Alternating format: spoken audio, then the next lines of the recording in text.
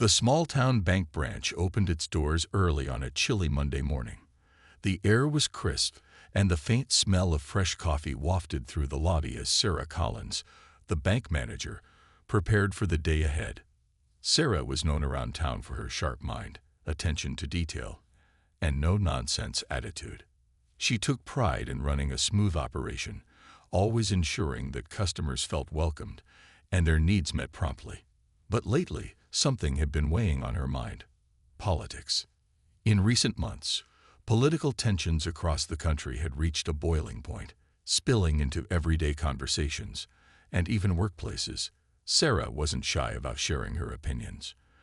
During lunch breaks, she often debated with her colleagues about policies, leaders, and movements. Her beliefs were strong, especially when it came to certain symbols she associated with division and intolerance. One such symbol, a red hat emblazoned with bold white letters, "Make America Great Again." As Sarah sipped her third cup of coffee, reviewing the day's schedule, the first few customers began trickling in.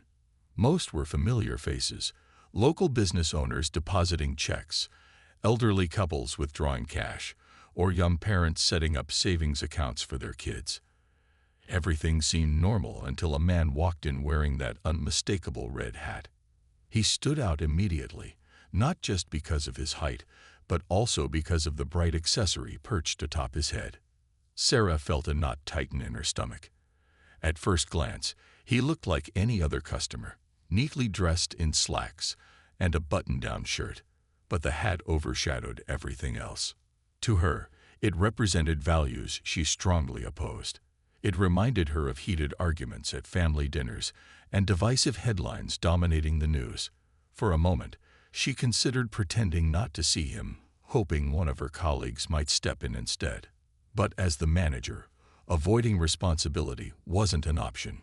Her thoughts raced as he approached the counter. Should she treat him like any other customer? Or should she let him know, subtly, that his choice of attire made others uncomfortable? As much as she prided herself on professionalism, this felt personal. This wasn't just about serving someone. It was about standing by her principles. What Sarah didn't realize, however, was that the man under the hat wasn't there to make trouble. In fact, he had every right to be there. His name was James Whittaker, and though he rarely visited branches in person, he happened to own the entire banking chain. Today, he was simply conducting routine checks, observing how employees interacted with customers. Unfortunately for Sarah, her decision to judge him based on appearances would soon have consequences far beyond what she could imagine.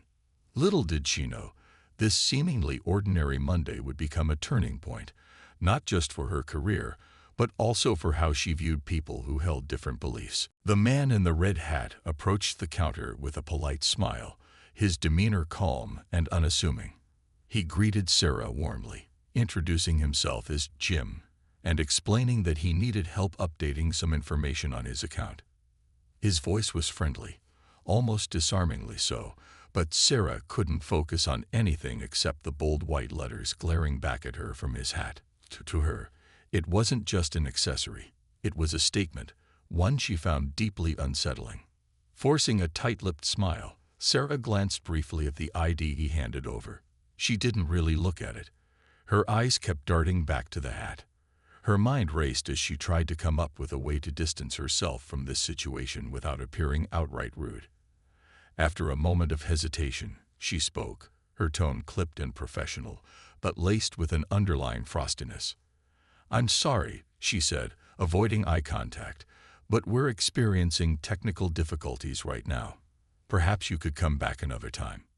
It was a lie, of course. The computers hummed quietly behind her, fully operational, and other customers were being served without issue. But Sarah hoped this excuse would be enough to send him away without further discussion. Jim's smile faltered slightly, confusion flickering across his face. "Oh, technical difficulties," he repeated, glancing around the bustling lobby. Other tellers were assisting customers, and there didn't appear to be any signs of disruption. Still, he nodded politely and stepped aside, deciding not to press the matter. For now. Instead of leaving, though, Jim lingered near the waiting area, observing the scene before him. He watched as Sarah moved on to assist the next customer, a young mother juggling a toddler and a stack of deposit slips. Her tone softened instantly, her earlier stiffness replaced by warmth and efficiency. Another customer, an elderly man struggling to fill out a form, received the same attentive care. There was no mention of technical difficulties for them. It didn't take long for Jim to piece together what had happened. This wasn't about technology or policy, it was personal. Sarah had singled him out based solely on his appearance, specifically the hat he wore. While part of him wanted to confront her immediately, he decided to hold off. Instead, he continued watching, taking mental notes on how the staff interacted with others and how efficiently the branch operated. As the minutes ticked by, Jim grew increasingly troubled. He prided himself on building a company culture rooted in fairness and inclusivity. Every employee handbook emphasized treating all customers with respect, regardless of background or beliefs. Yet here was Sarah, a manager entrusted with upholding those values, blatantly disregarding them. What made it worse was the ease with which she slipped back into professionalism when dealing with other patrons. It was clear that her decision to turn him away wasn't spontaneous. It was deliberate. By the time Jim finally left the branch, his initial confusion had given way to determination. He hadn't expected such blatant bias during what should have been a routine visit. Something needed to change, not just for this particular branch, but for the entire organization. As he climbed into his car and drove away, he resolved to address the issue personally. Little did Sarah know, her actions that morning would set off a chain of events that would challenge everything she thought she knew about leadership, fairness, and second chances. What neither of them realized yet was that this encounter would become a pivotal moment, not just for Sarah's career, but also for her understanding of empathy and the importance of seeing beyond surface-level judgments. Later that afternoon, after the morning rush had died down, Sarah gathered her team in the small break room. The fluorescent lights buzzed overhead as she closed the door behind her, ensuring they wouldn't be overheard by customers or other staff members. She leaned against the edge of the table, arms crossed, and let out an exaggerated sigh. "Can you believe what happened this morning?" she began, her voice tinged with frustration. "A man actually walked into my asterisk branch wearing that hat." She pointed to an imaginary cap on her head, rolling her eyes for emphasis. Her colleagues exchanged uneasy glances. They knew exactly which hat she meant, the red one with the bold white letters. It was hard to miss. "I couldn't serve him," Sarah continued, shaking her head. "I mean, how could I? That thing is practically a slap in the face to everything I stand for. He might as well have been waving a flag that said, 'Let's divide the country further.'" She paused, waiting for someone to agree with her. When no one spoke right away, she pressed on. "So I told him we were having technical issues and suggested he come back another time. Problem solved." Her tone was matter-of-fact, as if she'd done nothing wrong. But not everyone in the room shared her confidence. Mark, a younger employee who had only been with the bank for a few months, shifted uncomfortably in his chair. He cleared his throat nervously before speaking up. Sarah," he began hesitantly, "don't you think that might have been, I don't know, a little unfair? I mean, he came in here as a customer, same as anyone else. Isn't it our job to help all of them, no matter what they're wearing?" Sarah shot him a sharp look, her lips tightening into a thin line. "Unfair," she repeated, raising an eyebrow. "Mark, you're young. You don't understand how things work yet. We can't just ignore behavior that makes people uncomfortable. If someone walks in here wearing something offensive, it creates a hostile environment. And besides," she added, pointing toward the door, "there wasn't anything stopping him from going to another branch." The rest of the team sat quietly, unsure whether to side with Sarah or support Mark's cautious argument. A few nodded along with her reasoning, while others avoided making eye contact altogether. One of the senior tellers, Lisa, finally chimed in. "But Sarah," she said carefully, "what if he complains? What if he tells corporate about this? You know how strict they are about customer service policies. Sarah waved a hand dismissively, brushing off Lisa's concern. If he's offended, let him take it up with corporate. They'll see things my way once I explain the situation. Trust me, nobody wants to deal with negativity like that in their workplace. Besides, she added with a smirk, he probably won't even bother. People like that usually just move on. What Sarah didn't realize, however, was that people like that sometimes included the very person responsible for her paycheck. Unbeknownst to her, Jim, now revealed to be James Whittaker, the owner of the entire banking chain, had already reviewed security footage from the branch. He'd seen the interaction play out, frame by frame, and he wasn't about to let it slide. As the meeting wrapped up and the team returned to their duties, Sarah felt satisfied with her defense. In her mind, she'd done the right thing by standing firm in her beliefs. But deep down, a tiny seed of doubt began to sprout. Was she really protecting her team and customers, or was she letting her biases cloud her judgment? For now, though, she pushed those thoughts aside, convinced that her actions were justified. Little did she know, her decision to turn away a single customer would soon spiral into something far bigger than she ever anticipated. A lesson in humility, accountability, and the true meaning of professionalism. Later that afternoon, after the morning rush had died down, Sarah gathered her team in the small break room. The fluorescent lights buzzed overhead as she closed the door behind her. Ensuring they wouldn't be overheard by customers or other staff members, she leaned against the edge of the table, arms crossed, and let out an exaggerated sigh. "Can you believe what happened this morning?" she began, her voice tinged with frustration. "A man actually walked into my asterisk branch wearing that hat." She pointed to an imaginary cap on her head, rolling her eyes for emphasis. Her colleagues exchanged uneasy glances. They knew exactly which hat she meant, the red one with the bold white letters. It was hard to miss. "I couldn't serve him," Sarah continued, shaking her head. "I mean, how could I? That thing is practically a slap in the face to everything I stand for. He might as well have been waving a flag that said, 'Let's divide the country further.'" She paused, waiting for someone to agree with her. When no one spoke right away, she pressed on. "So I told him we were having technical issues and suggested he come back another time. Problem solved." Her tone was matter-of-fact, as if she'd done nothing wrong. But not everyone in the room shared her confidence. Mark, a younger employee who had only been with the bank for a few months, shifted uncomfortably in his chair. He cleared his throat nervously before speaking up. Sarah," he began hesitantly, "don't you think that might have been, I don't know, a little unfair? I mean, he came in here as a customer, same as anyone else. Isn't it our job to help all of them, no matter what they're wearing?" Sarah shot him a sharp look, her lips tightening into a thin line. "Unfair," she repeated, raising an eyebrow. "Mark, you're young. You don't understand how things work yet. We can't just ignore behavior that makes people uncomfortable. If someone walks in here wearing something offensive, it creates a hostile environment. And besides," she added, pointing toward the door, "there wasn't anything stopping him from going to another branch."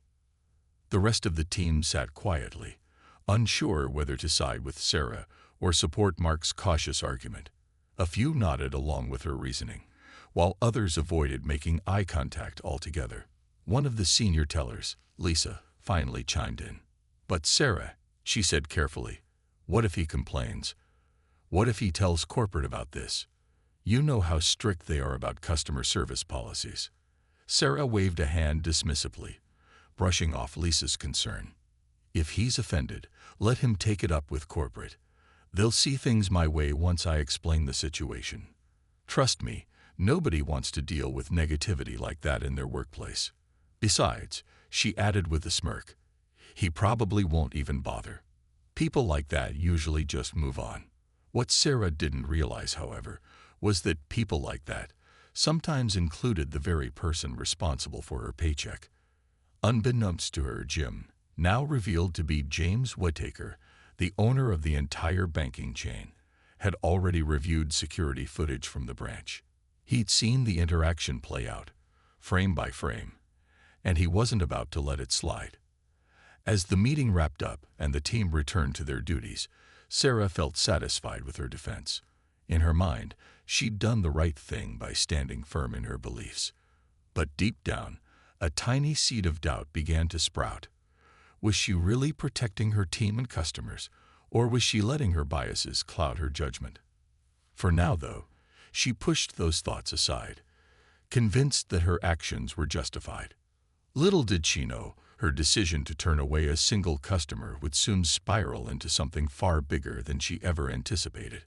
A lesson in humility, accountability, and the true meaning of professionalism. Later that week, James Whittaker sat in his spacious corner office at corporate headquarters, staring intently at the security footage from the branch. The large screen displayed Sarah's interaction with him. The polite greeting, the forced smile, the dismissive excuse about technical difficulties. He watched it multiple times, pausing occasionally to study her expressions and body language. Each replay only deepened his frustration. As the owner of the banking chain, James prided himself on fostering a culture of inclusivity and respect within his company. Every employee handbook emphasized fairness. Every training session highlighted the importance of impartiality, and every advertisement showcased the bank's commitment to serving all customers equally. Yet here was one of his own managers blatantly disregarding those principles, not because of any real issue, but because of a personal bias. James knew he couldn't ignore this. It wasn't just about him being turned away. It was about what her actions represented. If a manager could justify refusing service based on someone's appearance or perceived beliefs, then what message did that send to employees, customers, and the community? More importantly, how many other branches might be operating under similar attitudes without anyone noticing? Determined to address the matter directly, James decided to visit the branch again. But this time, there would be no red hat, no casual introduction. He wanted to observe the dynamic for himself and confront Sarah face to face. The next morning, dressed in a tailored navy suit with a crisp white shirt, James walked into the branch looking every bit the polished CEO he was. His presence immediately caught the attention of the staff, who scrambled to greet him formally. Sarah, unaware of his true identity, approached him with practiced professionalism. "Good morning, sir," she said warmly, extending her hand. "How may I assist you today?" James shook her hand firmly, his expression calm but unreadable. "I'd like to speak with you privately, if you don't mind," he replied, his tone leaving little room for refusal. Sarah nodded nervously and led him to a quiet meeting room, closing the door behind them. Once they were alone, James got straight to the point. "Tell me," he began, his voice steady but firm, "how do you determine which customers deserve service and which don't?" Sarah blinked, caught off guard by the question. "Excuse me?" she asked, tilting her head slightly. "What do you mean?" He leaned forward slightly, his piercing gaze fixed on hers. "You see, I recently visited this branch as a customer. I introduced myself simply as Jim and requested assistance with updating my account information. But instead of helping me, you claimed there were technical issues and suggested I return another time." He paused, letting his words sink in before adding, "Imagine my surprise when I later reviewed the security footage and saw that everything was functioning perfectly fine." Sarah's face went pale as realization dawned on her. She opened her mouth to respond, but found herself at a loss for words. For a moment, panic gripped her. Was this man really who she thought he was? Before she could ask, James confirmed her suspicions. "My name is James Whittaker," he said, his tone now softer but still serious. "I own this bank, and while I appreciate your passion for creating a welcoming environment, I have to wonder, does that extend only to people who share your views?" The weight of his words hit Sarah like a ton of bricks. She felt a mix of shame, embarrassment, and fear bubbling inside her. How had she not recognized him? Why hadn't she given him the benefit of the doubt? As these questions swirled in her mind, James continued speaking.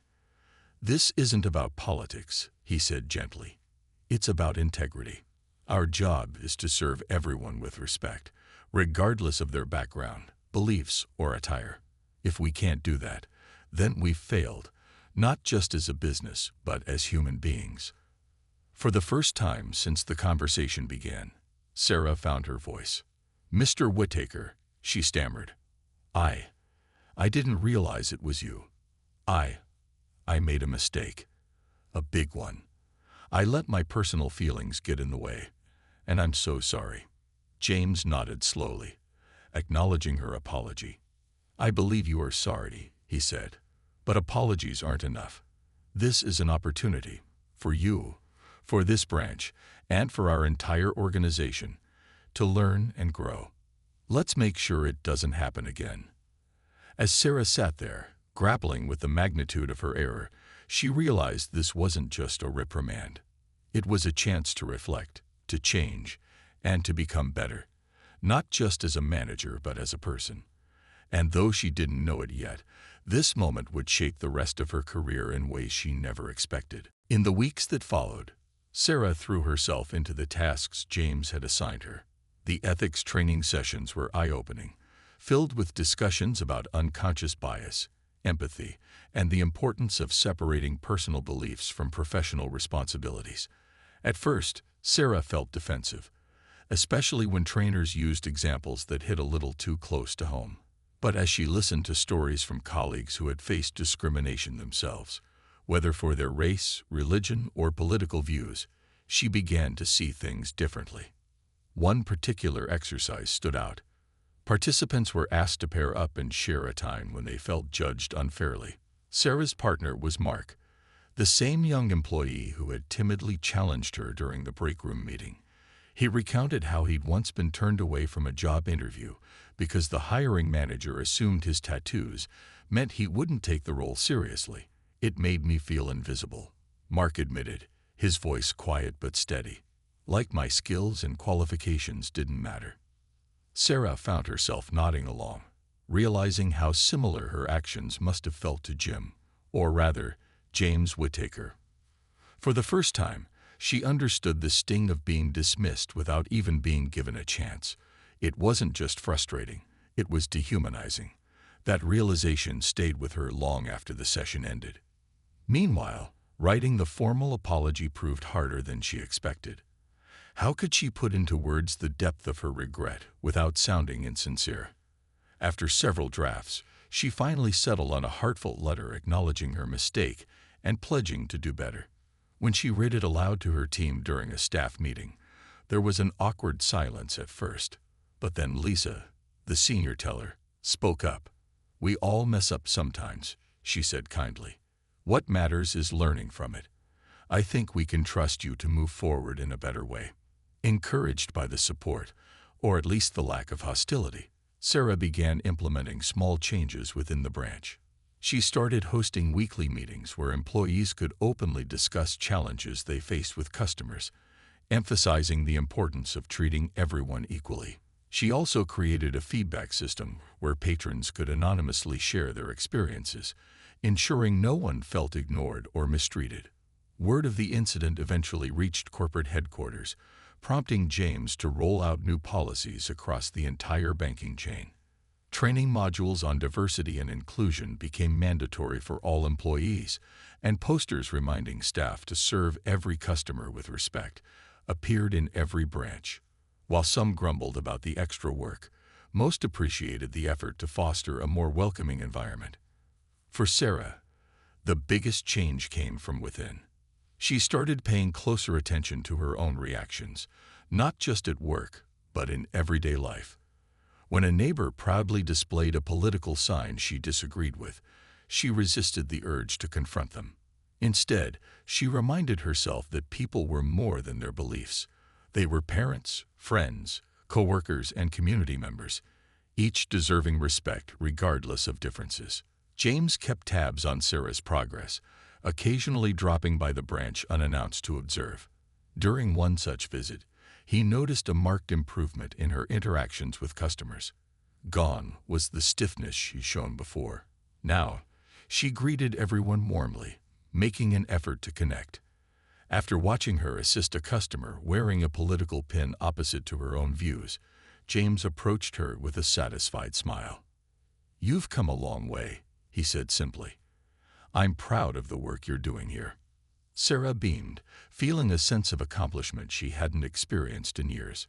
She knew she still had much to learn, but for the first time, she felt confident in her ability to lead, not just with authority, but with compassion. Little did she know, this journey was far from over. Each day brought new opportunities to practice what she'd learned, reinforcing the idea that growth was a continuous process. And though she couldn't undo the past, she was determined to build a future rooted in fairness, understanding, and mutual respect for herself, her team, and every person who walked through the bank's doors. Months had passed since the incident, and Sarah's transformation was evident to everyone around her. The once rigid and opinionated bank manager now carried herself with a quiet confidence that radiated warmth and approachability. Her interactions with customers were marked by genuine smiles and patience, regardless of their appearance or beliefs. Even the most skeptical members of her team began to notice and appreciate the change. One crisp autumn morning, as Sarah stood behind the counter reviewing deposit slips, a young woman entered the branch wearing a political pin that immediately caught Sarah's attention. It was one she strongly disagreed with, a symbol associated with policies she found troubling. For a brief moment, old instincts flared up inside her. She felt the familiar urge to distance herself, to let someone else handle this customer. But then she paused, took a deep breath, and stepped forward with a polite smile. "Good morning," Sarah greeted warmly. "How can I assist you today?" The young woman looked slightly surprised but returned the smile. "Hi, I'd like to open a savings account," she replied, pulling out a folder filled with documents. As they worked through the process together, Sarah focused on making the experience as smooth and welcoming as possible. When the transaction was complete, the customer thanked her sincerely before leaving. As the door closed behind her, Sarah exhaled softly, feeling a small sense of triumph. This was progress, not just for her, but for the values she now strived to uphold. Each interaction like this reinforced her belief that leadership wasn't about enforcing personal views. It was about creating an environment where everyone felt respected and valued. James Whittaker continued to check in periodically, his visits becoming less frequent as he grew more confident in Sarah's ability to lead effectively. During one such visit, he pulled her aside after observing her help a diverse group of customers, including some whose attire reflected differing ideologies.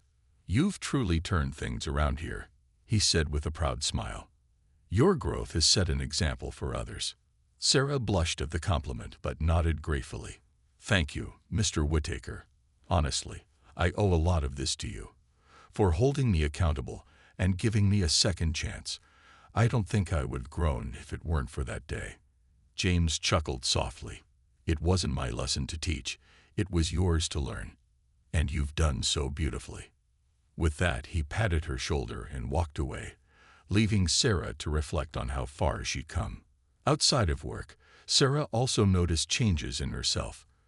Conversations with family and friends became less about winning arguments and more about understanding different perspectives. She joined local community groups focused on bridging divides, attending workshops and panel discussions aimed at fostering dialogue between people of varying backgrounds. Slowly but surely, she realized that growth didn't stop at the bank doors. It extended into every corner of her life. Back at the branch, employees often remarked on the positive shift in the workplace culture.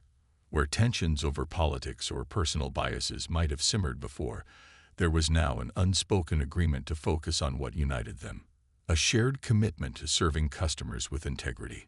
Lisa even joked during a staff meeting, "If we can survive Sarah's infamous hat incident, we can survive anything." Everyone laughed, including Sarah, who raised her hand playfully. "Guilty as charged," she admitted with a grin. "But hey, look at us now. We're better because of it." And they were. The branch thrived under Sarah's renewed leadership, earning accolades from corporate headquarters for its exceptional customer service ratings. More importantly, it became a place where people felt seen and heard, no matter who they were or what they believed. As Sarah locked up the branch one evening, watching the sunset paint the sky in hues of orange and pink, she allowed herself a moment of quiet pride. Mistakes had been made, big ones, but they had led to meaningful change. She knew she wasn't perfect, nor would she ever be. But she had learned something invaluable. True strength came not from standing firm in your convictions alone, but from having the courage to rise above them when necessary. In the end, Sarah's story wasn't just about redemption or accountability. It was about the power of humility and the endless potential for growth. And somewhere, in a distant office overlooking the city skyline, James Whittaker smiled, knowing that sometimes, even the toughest lessons could lead to the greatest transformations.